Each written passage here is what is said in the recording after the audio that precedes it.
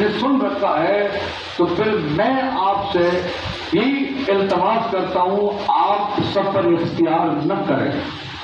صرف یہاں تک نہیں کہا کہ آپ بیعت کر لیں یزید کی.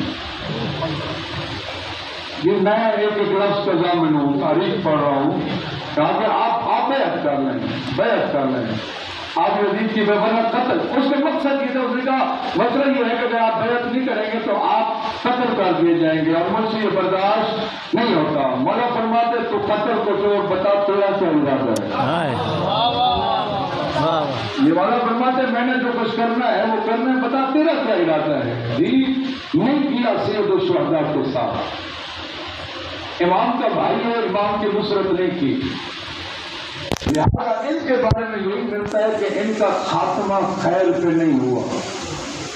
میرے دوستوں یہ پیغام ہے، پیغام ہے. میں تاریخ پڑھ رہا ہوں. پیغام ہے، کردار ہے تو اہمیت ہے.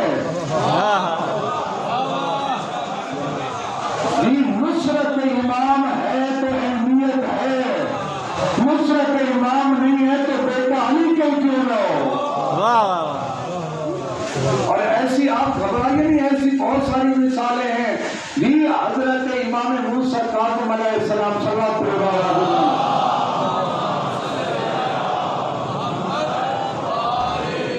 ساتویں امام کا بیٹا ہے جس کا نام ہے زید. صرف زید نہیں، زید النار، جہنمی زید. یہ امام رضا کا بھائی ہے اور امام موسیٰ کاظم علیہ السلام کا بیٹا ہے. نہیں، زید النار بن گیا، وہ جہنمی زید، آگ والا زید. لہذا میرے دوستوں یاد رکھنا، مثلی لا یبالی مثلا. امام حسین نے یہ جملہ بھی کہا اور کربلا میں بھی حل میں ناصر ینصرنا کی صدا دی. صدا دے کر یہ پیغام دیا، یاد رکھنا تمہاری نجات تب ہے جب حق کے امام کی آواز پر لبیک کرو گے.